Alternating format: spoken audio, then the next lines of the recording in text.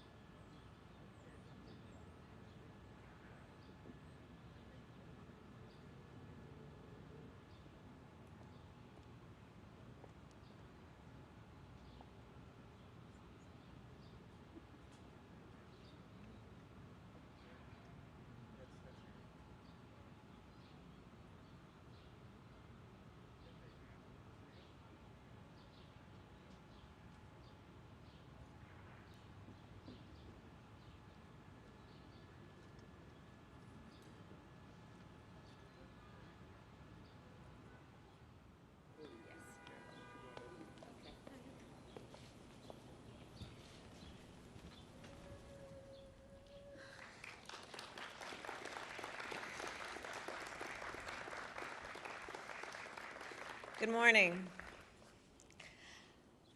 Over the course of my career, I have seen gun violence up close. I've looked at autopsy photographs.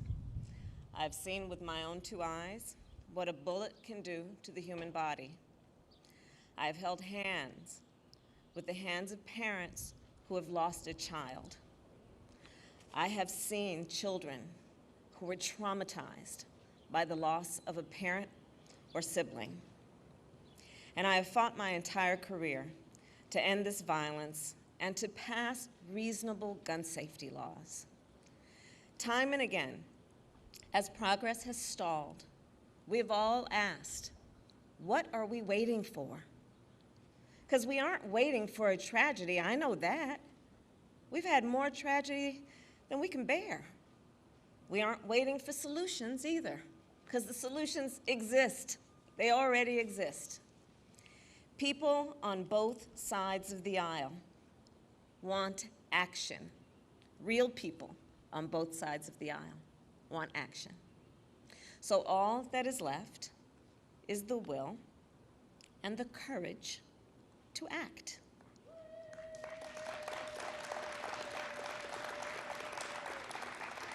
And President Joe Biden has the will and the courage to act.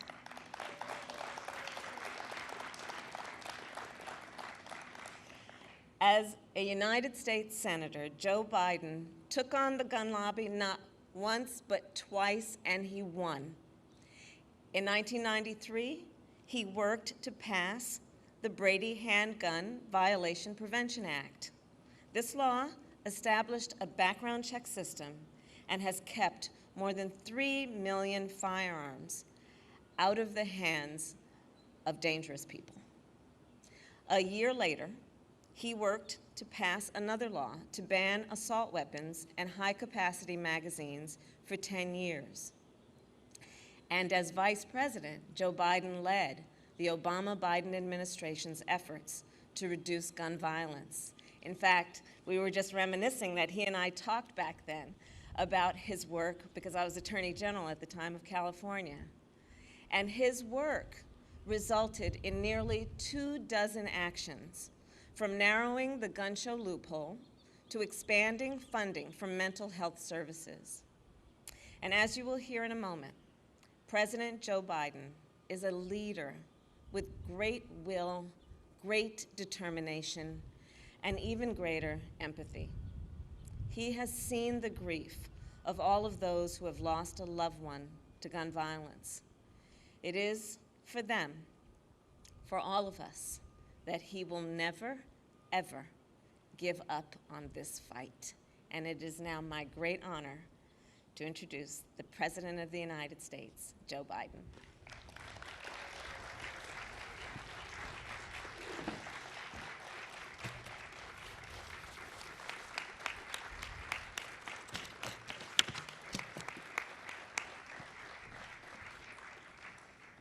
Thank you, Kamala, Madam Vice President. Thank you very much. You know, we're joined today by the Attorney General, Merrick Garland, who I've asked to prioritize gun violence. It's also good to see the second gentleman who is here, and it's good to see the First Lady, Dr. Jill Biden, who cares deeply about this issue as well. And I look out there and I see so many members of Congress who've led in this fight, so many of you who've never given up, so many of you are absolutely determined, as Murph and others are, to get this done. We got a long way to go. It seems like we always have a long way to go. But also today we're taking steps to confront not just the gun crisis, but what is actually a public health crisis. Nothing I'm about to recommend in any way impinges on the Second Amendment. They're phony arguments suggesting that these are Second Amendment rights at stake from what we're talking about. But no amendment to the Constitution is absolute. You can't yell fire in a crowded movie theater. We call it freedom of speech. From the very beginning, you couldn't own any weapon you wanted to own. From the very beginning the Second Amendment existed, certain people weren't allowed to have weapons. So the idea is just bizarre to suggest that some of the things we're recommending are contrary to the Constitution. Gun violence in this country is an epidemic. Let me say it again. Gun violence in this country is an epidemic, and it's an international embarrassment. You know, we saw it again last night as I was coming to the Oval Office. I got the word that in South Carolina, a physician with his wife, 2 grandchildren, and a person working at his house was gunned down, all 5. So many people, so many of the people sitting here today know that well, unfortunately. You know, they know what it's like when the seconds change your life forever. I've had the pleasure of getting to meet in awful circumstances many of you who've lost your children, your husbands, your wives. You know, they know what it's like to bury a piece of their soul deep in the earth. We understand that. Mark and Jackie, I want to tell you, it's always good to see you, but not under these circumstances. I want to say before I introduce the rest of the folks is, you know, what a lot of people have not been through, what they've been through, don't understand. It takes a lot of courage to come to an event like this. They're absolutely determined to make change. But Mark and Jackie, whose son Daniel was a first grader in Sandy Hook Elementary School, or Daniel loves sports, loves outdoor sports, getting muddy. I see my friend, Fred Gutenberg. His daughter, Jamie, was a freshman at Marjorie Stoneman Douglas High School. She was an accomplished dancer. I see Brandon Wolf, who was the shooting at the Pulse Club nightclub. He survived, but his 2 best friends died. Greg Jackson, who was just walking down the street when he was caught in the crossfire of a gunfight. And of course, I see a close friend of Jill's and mine, Congresswoman Gabby Gifford, who is here, who was speaking with her constituents in front of a grocery store in her state when she was shot and a member of her staff was killed. You know, they're here, and their pain is immense. And you know, what a lot of you, hopefully many of you, don't know is you've gone through a trauma. No matter how much you work to make sure others don't go through it, every time you show up at an event like this, it brings back when you got that phone call. It brings back the immediacy of what happened at that moment. So I genuinely mean it. Thank you. Thank you for having the courage to be here, the courage to continue this fight. Senator Blumenthal understands it. A lot of the folks out here understand it. But it takes real courage, so thank you. To turn pain into purpose and demand that we take the action that gives meaning to the word enough. Enough, enough, enough. Because what they want you to know, what they want you to do is not just listen. Every day in this country, 316 people are shot every single day. 106 of them die every day. Our flag was still flying at half-staff for the victims of the horrific murder of 8 primarily Asian American people in Georgia, when 10 more lives were taken in a mass murder in Colorado. You probably didn't hear it, but between those 2 incidents, less than 1 week apart, there were more than 850 additional shootings. 850 that took the lives of more than 250 people and left 500 injured. This is an epidemic, for God's sake, and it has to stop. So I'm here to talk about 2 things. First, the steps we're going to take immediately. And second, the action that needs to be taken going forward to curb the epidemic of gun violence. I asked the Attorney General and his team to identify for me immediate, concrete actions I could take now without having to go through the Congress. And today I'm announcing several initial steps my administration is taking to curb this epidemic of gun violence. Much more need be done, but the first, want to rein in the proliferation of so-called ghost guns. These are guns that are homemade, built from a kit, that include directions on how to finish the firearm. You can go buy the kit. They have no serial numbers, so when they show up at a crime scene, they can't be traced.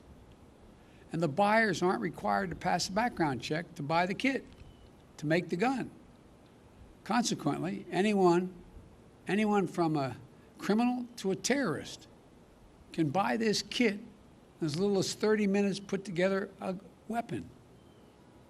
You know, I want to see these kits treated as firearms under the Gun Control Act, which is going to require that the seller and manufacturers make the key parts with serial numbers and run background checks on the buyers when they walk in to buy that package. The second action we're going to take, back in the year 2000, the Bureau of Alcohol, Tobacco, and Firearms released a report on its investigations of firearms trafficking in America. The report was of pivotal value. It was an important tool for policymakers when I was in the Senate and beyond, at all levels, to stop firearms from being illegally diverted into dangerous hands. Today, with online sales and ghost guns, times and trafficking methods have changed, and we have to adjust. We also have to ask the Justice Department to release a new annual report. This report will better help policymakers address firearms trafficking as it is today, not what it was yesterday. The third change, we want to treat pistols modified with stabilizing braces with the seriousness they deserve. A stabilizing brace shook in a pencil essentially makes that pistol a hell of a lot more accurate than a mini rifle. As a result, it's more lethal, effectively turning it into a short-barreled rifle. That's what the alleged shooter in Boulder appears to have done. I want to be clear that these modifications to firearms that make them more lethal should be subject to the National Firearms Act. The National Firearms Act requires that a potential owner pay a $200 fee and submit their name and other identifying information to the Justice Department, just as they would if they went out and purchased a silencer for a gun. Fourthly, during my campaign for president, I wanted to make it easier for states to adopt extreme risk protection order laws. They're also called red flag laws, which everybody in this lawn knows, but many people listening do not know. These laws allow a police or family member to petition a court in their jurisdiction and say, I want you to temporarily remove from the following people any firearm they may possess because they're a danger and a crisis. They're presenting a danger to themselves and to others. And the court makes a ruling. To put this in perspective, more than half of all suicides, for example, involve the use of a firearm. But when a gun's not available, an attempt at suicide, the death rate drops precipitously. States that have red flag laws have seen the reduction in the number of suicides in their states. Every single month, by the way, an average of 53 women are shot and killed by an intimate partner. I wrote the Violence Against Women Act. It's been a constant struggle to keep it moving. We know red flag laws can have significant effect in protecting women from domestic violence. And we know red flag laws can stop mass shooters before they can act out their violent plans. I'm proud, excuse the point of personal privilege we used to say in the Senate, I'm proud that the red flag law in my home state of Delaware was named after my son, Attorney General Beau Biden, our son, excuse me, Joe, who proposed that legislation back in 2013. I want to see a national red flag law and legislation to incentivize states to enact their own red flag laws. Today, I asked the Justice Department to publish a model red flag legislation so states can start crafting their own laws right now. Just like with background checks, the vast majority of the Americans support these extreme risk protection order laws. And it's time to put these laws on the books and protect even more people. The Attorney General will have more to say about this in a moment. Additionally, we recognize that cities across the country are experiencing historic spikes in homicides, as the law enforcement can tell you. The violence is hitting black and brown communities the hardest. Homicide is the leading cause of death of black boys and men ages 15 to 34. The leading cause of death. But there are proven strategies that reduce gun violence in urban communities. And there are programs that have demonstrated they can reduce homicides by up to 60% in urban communities. But many of these have been badly underfunded or not funded at all of late. Gun violence in America, for those of you who think of this from an economic standpoint listening to me, estimated to cost the nation $280 billion, let me say it again, $280 billion a year. You say, how could that be, Joe? Hospital bills, physical therapy, trauma counseling, legal fees, prison costs, and the loss of productivity. Not to mention the psychological damage done to the children who live in these cities, watching this happen, knowing someone it happened to. This gun violence in our neighborhood is having profound impact on our children, even if they're never involved in pulling the trigger or being the victim of on the other side of a trigger. For a fraction of the cost of gun violence, we can save lives, create safe and healthy communities, and build economies that work for all of us, and save billions of American dollars. In the meantime, much of it, as Senator Cicilline knows, is taxpayer money. Finally, the Bureau of Alcohol, Tobacco, and Firearms, the key agency enforcing gun laws, hasn't had a permanent director since 2015. Today, I'm proud to nominate David Chipman to serve as the director of the AFT. David knows the AFT well. He served there for 25 years. And Vice President Harris and I believe he's the right person at this moment for this important agency. And I've said before, my job, the job of any president, is to protect the American people.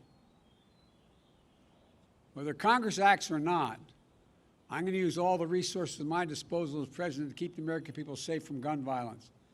But there's much more that Congress can do to help that effort. And they can do it right now. They've offered plenty of thoughts and prayers, members of Congress, but they passed not a single new federal law to reduce gun violence. Enough prayers. Time for some action. I believe the Senate should immediately pass 3 House-passed bills to close loopholes that allow gun purchasers to bypass the background checks. The vast majority of the American people, including gun owners, believe there should be background checks before you purchase a gun. As was noted earlier, hundreds of thousands of people have been denied guns because of the background checks. What more would have happened? These bills, one, require background checks for anyone purchasing a gun at a gun show or an online sale. Most people don't know it. You walk into a store and you buy a gun, you have a background check. But you go to a gun show, you can buy whatever you want and no background check. Second thing is to close what's known as the Charleston loophole. Like people here, I spent time down at that church in Charleston. What happened is someone was allowed to get the gun used to kill those innocent people at a church service. If the FBI didn't complete the background check within 3 days, there's a process. If it wasn't done in 3 days, according to the Charleston loophole, you get to buy the gun. They bought the gun and killed a hell of a lot of innocent people who invited him to pray with them. And 3, reauthorize the Violence Against Women Act, which is so-called close the boyfriend and stalking loopholes to keep guns out of the hands of people found by a court to be an abuser and continuing threat. I held over 1,000 hours of hearings to pass the Violence Against Women Act. And one thing came through. If, in fact, a stay-away order, an order preventing the abuser from coming in a certain distance of the person he has abused or she has abused. And now, the idea that they can own a weapon when they have a court order saying they are an abuser. These are some of the best tools we have right now to prevent gun violence and save lives. But all these bills, they had support of both Democrats and Republicans in the House. And universal background checks are supported by the vast majority of the American people. And I might add, the vast majority of responsible gun owners. So let me be clear. This is not a partisan issue among the American people. This is a view by the American people as an American issue. And I'm willing to work with anyone to get these done. And it's long past time that we act. Now, I know this has been a hobby horse of mine for a long time. Got it done once. We should also ban assault weapons and high-capacity magazines in this country. For that 10 years we had it done, the number of mass shootings actually went down. Even law enforcement officials have told me and told other champions of this legislation, they sometimes feel outgunned by assault weapons with large capacity magazines. There's no reason someone needs a weapon of war with 100 rounds, 100 bullets that can be fired from that weapon. Nobody needs that. Nobody needs that. We got that done when I was a United States Senator. It wasn't easy going up against the gun lobby, but it saved lives. And we should also eliminate gun manufacturers from the immunity they receive from the Congress. You realize, again, the people here, because they're so knowledgeable on here in the Rose Garden, but what most people don't realize, the only industry in America, a billion-dollar industry, that can't be sued, has exempt from being sued, are gun manufacturers. Imagine how different it would be had that same exemption been available to tobacco companies who knew and lied about the danger they were causing, the cancer caused and the like. Imagine where we'd be. But this is the only outfit that is exempt from being sued. If I get one thing on my list, the Lord came down and said, Joe, you get one of these, give me that one. Because I tell you what, there would be a come to the Lord moment these folks would have real quickly. But they're not. They're not. They're exempt. I know that the conversation about guns in this country can be a difficult one. But even here, there's much more common ground than anyone would believe. There's much more common ground. Everything that's being proposed today is totally consistent with the Second Amendment. And there's a wide consensus behind the need to take action. I know that when overwhelming majorities of Americans want to see something change that will affect their lives, and it still doesn't change, it can be demoralizing to our fellow citizens. It can feel like our entire political process is broken. I know it's painful and frustrating that we haven't made the progress that we'd hoped for. But it took 5 years to get Brady Bill passed, and it took even more years to work to pass the assault weapons ban. And it saved lives. No matter how long it takes, we're going to get these passed. we're not going to give up. We have an opportunity to fulfill the first responsibility of government, to keep our people safe. And in the process, we can show the world and show ourselves that democracy works, that we can come together and get big things done. When I look around and see such brave survivors sitting out here in the Rose Garden, public servants who devoted their lives to dealing with this, advocates who feel strongly and are pushing every day to make the rational changes, and courageous parents and family members, I know the progress, even in this most difficult of issues, is possible. So folks, this is just the start. We've got a lot of work to do, but I know almost every one of you sitting in the garden here, none of you ever given up. We're not going to give up now. The idea that we have so many people dying every single day from gun violence in America is a blemish on our character as a nation. Let me say to all of you, God bless you, but most importantly, the memory of all many of you have lost in the senseless gun violence. And now I'd like to hand it over to the Attorney General for him to speak and make some comments. And I hope I get a chance to see some of you after this is over. Thank you, thank you, thank you.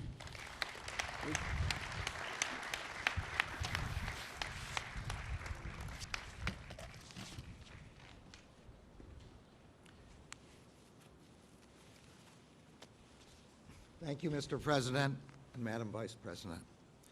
We stand here today not at a moment of tragedy, but in the midst of an enduring tragedy. So far this year, guns have taken the lives of an estimated 11,000 of our neighbors, friends, and fellow Americans. As the President explained, gun deaths in our country are occurring at a staggering pace, on the order of about 100 Americans killed every day, with hundreds more wounded. I am under no illusions about how hard it is to solve the problem of gun violence, and I know that the Department of Justice alone cannot solve the problem. It is a problem that we must all work on together in a collective effort to keep guns out of the hands of criminals and save lives. But there is work for the department to do, and we intend to do it. Today, the Department of Justice is announcing several steps that we will take to keep guns out of the hands of criminals and reduce the risk of gun violence. First, we will ensure that we understand and measure the problem of criminal gun trafficking in a data-driven way. Over 20 years ago, ATF undertook a gun trafficking study. It then issued a report that provided information necessary to better understand and to combat criminal trafficking networks. No such study has been conducted since that time. Accordingly, I have directed ATF to begin work on an updated study of criminal gun trafficking, one that will take into account the fact that modern guns are not simply cast or forged anymore, but can also be made of plastic, printed on a 3D printer, or sold in self-assembly kits. We will evaluate how some of our best tools, including the National Integrated Ballistics Information Network and the National Tracing Center, are keeping up with the times. And we will analyze our criminal cases and investigations to determine what they can show us about modern gun trafficking patterns. We expect that the lessons from this study will help agents, prosecutors, and policymakers tackle modern criminal gun trafficking enterprises. Second, we will close a regulatory loophole that has contributed to the proliferation of so-called ghost guns. Federal law requires that manufacturers mark all firearms with serial numbers so they can be traced if they are used in crimes. It also requires licensed firearms dealers to run background checks to ensure that individuals who are barred by law from purchasing firearms cannot do so. The emergence of ghost guns threatens both of these important law enforcement objectives. Currently, individuals can buy kits that contain all or almost all of the parts they need to assemble a gun. They can put a working weapon together in as little as 30 minutes. The kits are aptly called buy, build, shoot kits. Yet because of a gap in the ATF regulations, these kits may not be considered firearms. As a result, they are being made and sold without serial numbers and sold without background checks. Within 30 days, ATF will issue a proposed rule to plug that gap and to enable law enforcement to trace crime guns and to keep guns from being sold to those who cannot lawfully possess them. Third, we will make clear that statutory restrictions on short-barreled rifles apply when certain stabilizing braces are added to high-powered pistols. Federal law requires the taxation and registration of all short-barreled rifles. It does so because these weapons are powerful, yet easily concealable. Currently, however, some manufacturers market and some individuals purchase certain kinds of stabilizing braces that, when attached to a pistol, effectively convert it into a short-barreled rifle, a weapon that is, in the words of the statute, quote, intended to be fired from the shoulder. Such braces make high-powered pistols more stable and accurate while still concealable. Within 60 days, ATF will issue a proposed rule that will make clear that when a device marketed as a stabilizing device effectively turns a pistol into a short-barreled rifle, it is subject to the requirements of the statute. Fourth, we will publish model red flag legislation for states. Red flag laws, as the President has explained, allow family members or law enforcement to petition for court orders that temporarily bar people in crisis from accessing firearms if they present a danger to themselves or to others. 19 states and the District of Columbia have already made this important step. Within 60 days, the Justice Department will publish model legislation that will make it easier for states that want to craft laws permitting such emergency risk orders to do so.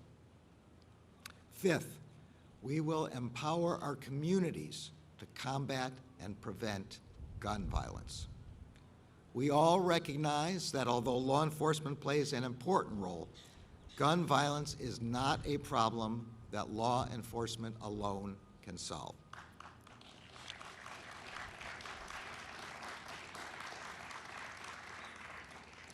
Communities are an essential partner, an asset, and a source of resources and ideas. Those who are closest to the problem are a critical part of solving the problem. To that end, the Justice Department will make available over $1 billion in funding through over a dozen grant programs that can be used to support evidence-based intervention strategies for reducing gun violence.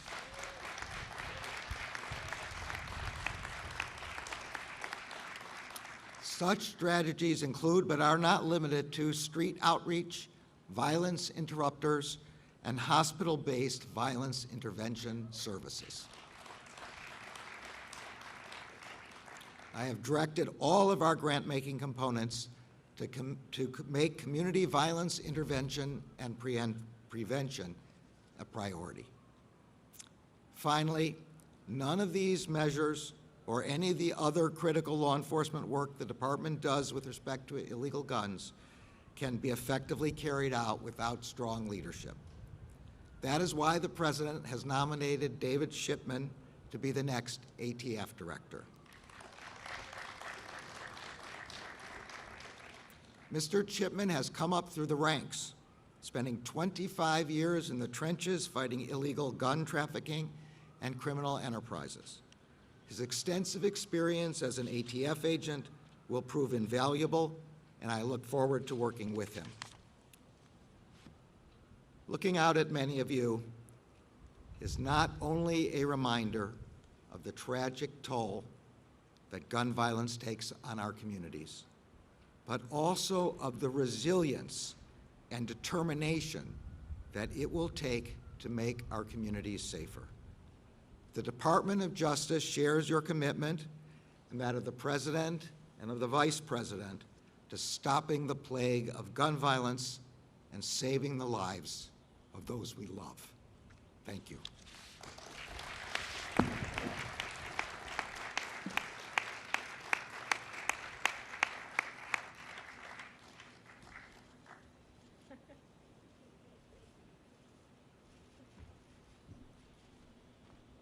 I wasn't supposed to do that.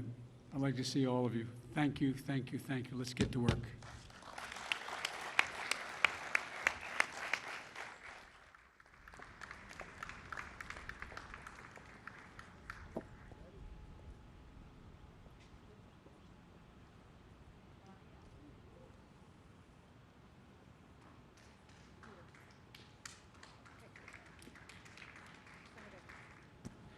Ladies and gentlemen, please remain in your seats until the President and stage participants have departed.